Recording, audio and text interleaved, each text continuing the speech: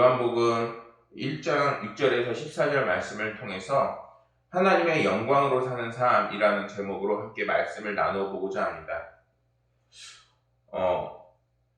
지난주에 제가 이제 구역회를 감리사님과 감리사님한테 허락을 받기 위해서 이제 감리사님을 찾아나가게 됐습니다.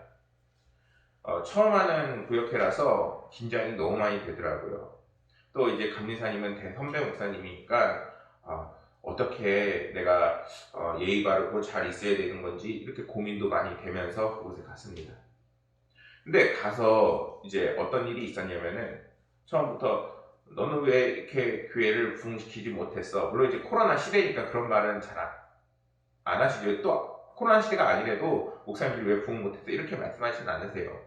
근데 그래도 제 마음속에는 교회가 많이 지금 어렵고 힘드니까 오히려 그것들이 결국에는 다 제 책임자의 몫으로 돌아오게 되기 때문에 그것들에 대해서 많이 고민을 하면서 갔습니다.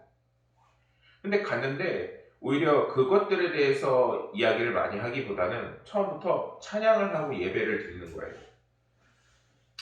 근데 그 예배를 드리고 나서 이제 말씀을 이렇게 듣는데 우리가 가장 기억에 남는 말이 이런 말을 하시더라고요. 우리가 사역자로서 삼시세끼 밥을 먹을 거면은 이 일을 안 했겠지. 우리가 항상 그 첫 마음을 잃어버려서는 안 되는데 우리가 사역자를 시작할 때 분명히 하나님께서 우리를 만나주셔서 우리를 변화시키시고 그 감동과 은혜를 잊지 않고 그것을 이제 다른 사람들과 나누고 그 사람들도 이제 거듭나는 인생을 살게끔 도와주고 인도하는 그런 하나님의 종으로 부름받은 것 아니겠느냐, 이렇게 그 말씀을 이렇게 이어나가시더라고요. 돌아오고 나서 그 말이 너무나도 잊혀지지 않는 거예요. 내가 어떻게 하나님을 만났는지 다시 한번 생각해 보게 되고, 또 2021년 시작하는 가운데 내가 정말 하나님을 만났던 그 감동을 되새기면서 살아나가고 있는지 생각도 해보면서 지금 내가 하나님을 어떻게 찬양하고 있을까라고 했을 때 정말 하나님을 다시 한번 묵상하게 되니까 정말 좋으신 하나님, 또한 우리에게 정말 선하시고 가장 좋은 것을 주시는 아바 아버지와 같은 그런 하나님을 다시 한번 바라보게 되는 계기가 되었습니다. 그때 지난주에 찬양을 했던 그런 찬양이 다시 한번 제 마음속에 울리더라고요. 송축해 내용. 사실 송축해 내용은 시작할 때 해가 뜨는 이렇게 가사로 시작하게 되는데 사람들이 후렴 부분부터 많이 시작할 때가 많습니다. 어떻게 시작하면은 송축해 내 영혼아 거룩하신 이름 이전에 없었던 노래로 나 주님을 경배해. 해가 뜨는 새 아침 밝았네.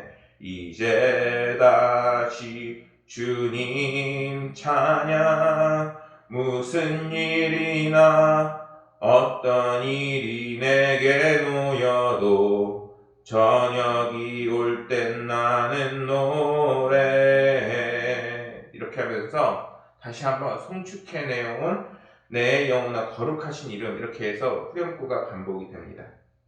그 밑에 하나님에 대한 특성이 굉장히 잘 나와 있어요. 하나님은 어떤 분이시냐? 노하기를 더디하시는 주, 그리고 그의 크신 사랑 넘치고, 또한 주님의 선하심을 우리가 노래한다라고 얘기를 합니다. 힘들고 어려운 삶의 여정이 마칠 때 우리가 끝없이 찬양하고 힘을 낼 수 있는 원동력이 되는 것이 하나님이시며 예수 그리스도이시며 우리와 늘 동행하시는 성령님이라 라고 이 찬양이 이렇게 찬양할 때 얼마나 은혜가 되고 힘이 되는지 모르겠습니다. 이렇게 찬양을 부르고 또한 감리사님을 만났던 일들을 묵상하고 있는데 이런 생각이 들더라고요. 내가 어떻게 이렇게 하나님을 찬양하는 삶이 됐을까? 그랬더니 분명하게 갈리더라고요. 특히 대학원을 갔을 때 저는 이게 모태신앙이니까 원래부터 사람들이 예수님을 믿었을 거다 이렇게 생각을 하지만 실제로 모태신앙이라서 예수님을 더 잘 믿는다. 물론 이제 환경적인 부분은 좋을 수 있지만 그것보다도 어느 누구든지 예수 그리스도를 인격적으로 만나고 그리고 그분의 놀라운 사랑과 은혜에 감동을 해야 합니다. 그때가 생각이 나더라고요. 저는 그때가 대학원 때 특별히 더했던 것 같아요. 나중심이고 고집과 아집으로 이기적인 내 모습을 끊임없이 바라보면서 물론 그것이 완벽하게 해결이 되진 않아요. 하지만 지금도 그렇고 그때 주님을 만났을 때부터 끊임없이 그것에 대해서 문제를 삼고 우리의 삶이 정말 예수님을 닮아나가는 인생이 되어야 된다라는 그런 생각을 끊임없이 변화받게 되었습니다. 사실 지금 이렇게 비전교회를 이끌면서 저에게 물을 수 있어요. 너는 과연 힘이 되느냐 아니면은 과연 여기에 희망이 있고 소망이 있느냐라는 질문을 많이 받습니다. 그런데 우리가 만약에 지금의 현실이나 어려운 상황만을 놓고 보면은 얼마나 지금이 어렵고 힘들겠습니까? 물론 미래에 소망도 있어야 되고 또한 희망도 있어야 되는데 가장 근본적으로는 하나님께서 우리와 함께 하시며 내가 가는 그 길을 반드시 하나님께서 인도하시고 축복하실 거라는 그런 믿음과 그 신앙의 길을 가야 하는 것이 우리의 삶인 것입니다. 하나님은 아까 찬양에서도 얘기했듯이 선하신 분이시며 좋으신 분이실 뿐만 아니라 우리의 필요를 반드시 채우시는 분이심을 우리는 믿어야 합니다. 이제는 예수님을 알기 이전으로 돌아갈 수가 없습니다. 왜냐하면 이제는 예수님을 믿고 난 다음에 나의 삶이 너무나도 크게 더 좋아졌기 때문입니다. 이제는 예수님을 통하여 하나님의 영광 안에 살아가게 하시고 이제는 하나님의 그 영광으로 인해서 우리의 삶이 반드시 승리하고 그리고 2021년도도 분명히 하나님의 은혜 가운데 우리가 살아갈 것을 저는 믿습니다. 오늘의 말씀은 예수님이 오시기 전에 미리 구원자 예수님이 오실 것이라는 세례 요한의 이야기가 나와 있습니다. 세례 요한은 예수님을 믿는 자만이 하나님의 자녀가 되는 권세를 주셨다라고 선포를 하고 그리고 예수님은 말씀이 사람의 육신을 입어 오신 분이라고 분명하게 증언합니다. 뿐만 아니라 요한은 우리가 하나님 주시는 기쁨과 행복을 누릴 수 있는 것이 예수 그리스도를 통하여서 가능하다고 분명히 선포를 합니다. 이러한 세례 요한의 선포는 오늘날 하나님의 선하심과 그리고 하나님을 향하여 나아가는 우리 신앙 그리스도인들의 모든 삶에 반드시 적용이 되는 진리인 것입니다. 이거는 앞으로 예수님이 오시기 전이 2000년 전이었는데 앞으로 2000년 후에도 반드시 동일한 그리스도 성경이 말하는 진리인 것입니다. 하나님은 우리를 사랑하시고 그러한 우리에게 오직 은혜와 진리만을 더해주시는 분이십니다. 하나님은 절대 우리에게 해가 되는 것을 주시지 않는 부모님보다 더 따뜻하고 어떻게 보면은 우리를 더욱더 사랑하시는 분이 바로 하나님이신 것입니다. 그래서 우리는 하나님을 찬양할 때 오늘 찬양했던 것처럼 너무나도 좋으신 하나님 그리고 하나님께서 선하신 분임을 종종 찬양할 수밖에 없는 것입니다. 그런데 하나님은 은혜와 진리는 오직 예수 그리스도를 통하여 우리가 영접할 때에만 온다고 분명히 말씀하십니다.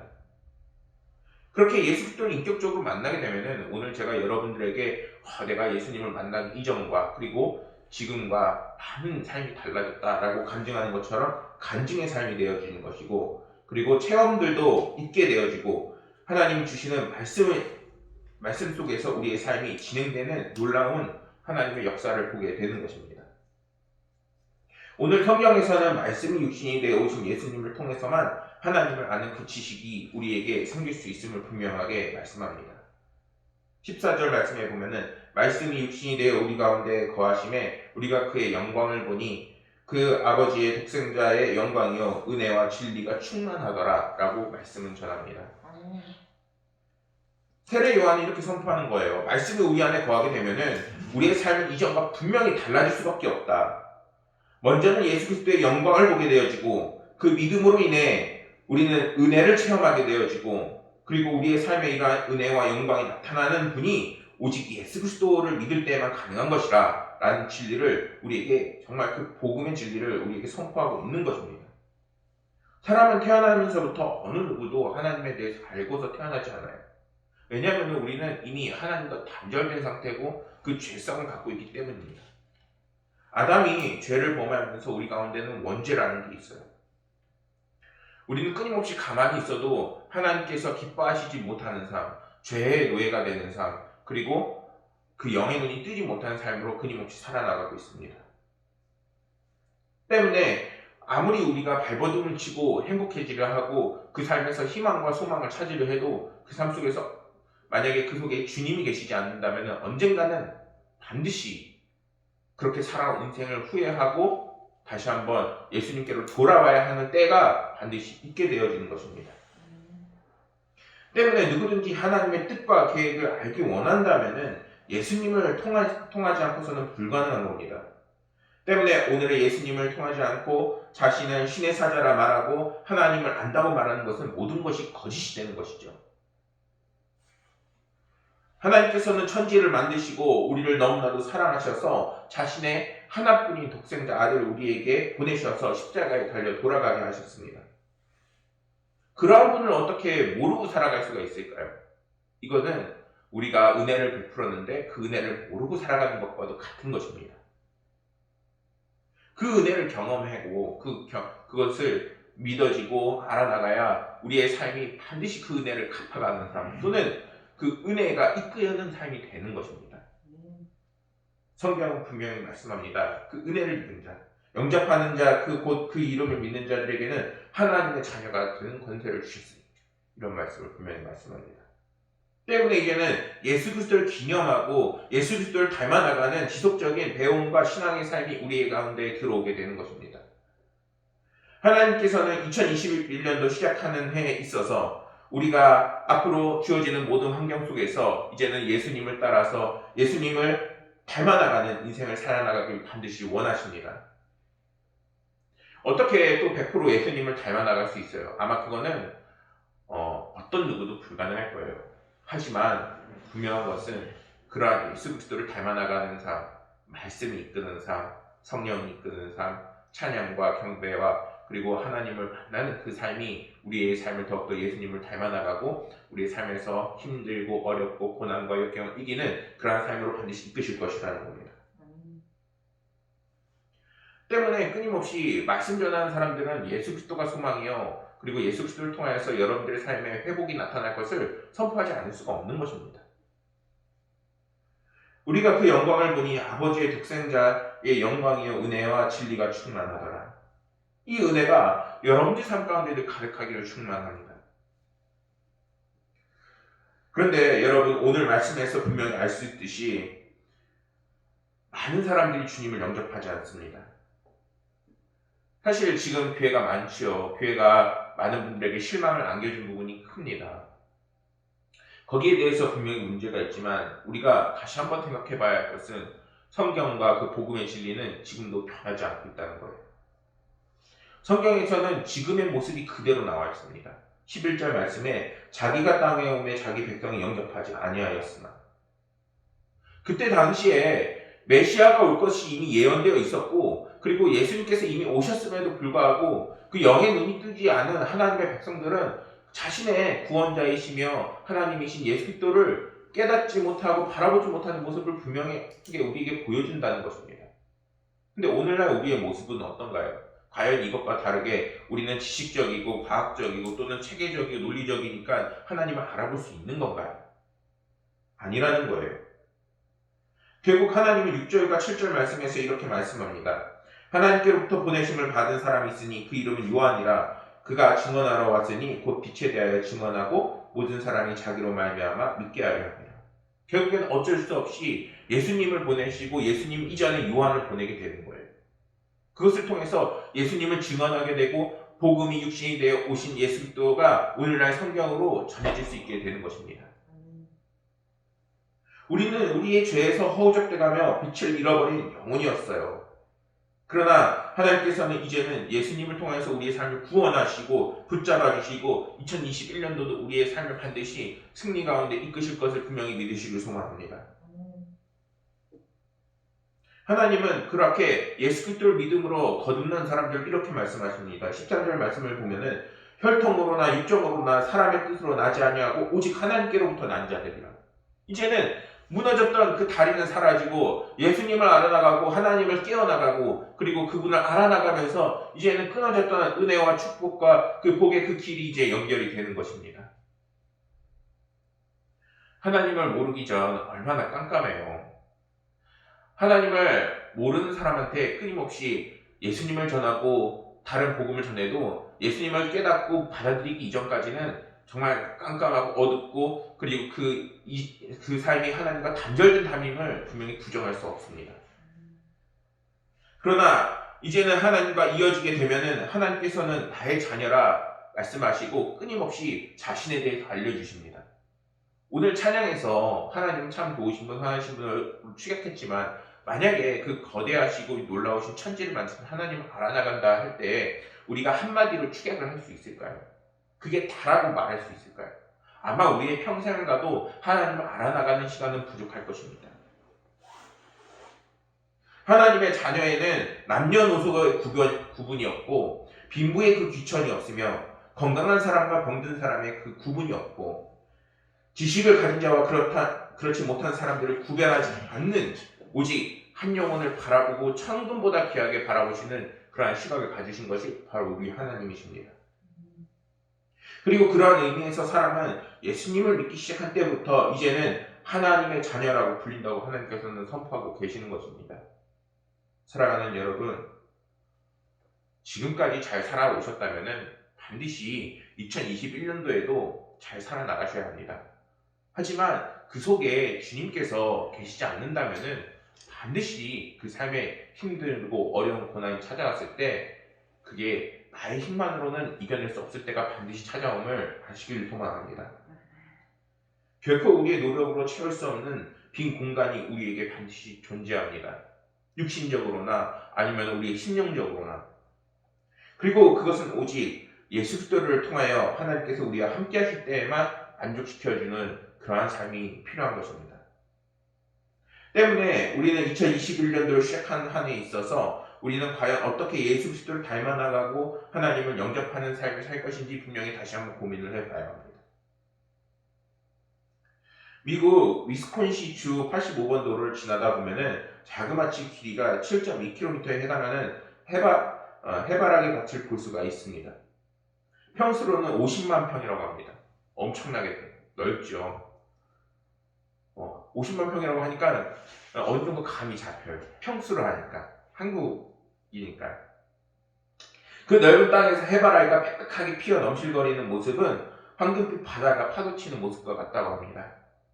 그런데 더욱 놀라운 것은 이 아름다운 해바라기 밭은 한 남자의 손으로 이루어졌다고 합니다. 2006년 사랑하는 아내가 말기 골수암에 걸려서 2개월이라는 시한부 판정을 받게 되었다고 합니다. 남편은 아내를 포기하지 않는다는 희망의 표시로 집 주변에 아내가 좋아하는 해바라기를 하나하나씩 심었는데 그 정성 때문에 그리고 그 사랑 때문이었는지 암 판정 받고 난 후로 9년을 더 남편과 살 수 있고 그리고 2014년 11월 26세로 세상을 떠났다고 합니다. 이 남편은 아내가 떠났지만 아내를 잊지 못해서 그 후에도 아내가 좋아하는 해바라기를 계속 심었습니다. 그리고 어느덧 그게 50만 평이 된 것이지요. 그리고 해바라기 밭에서 얻는 수익금을 암 연구 기관이나 그리고 항암 치료가 되는 필요한 어려운 이웃에게 돕고 있다고 합니다. 이 이야기는 그 마음에 무엇을 가질 때 얼마나 사람이 놀라운 능력을 펼칠 수 있는지를 분명히 알려주는 겁니다.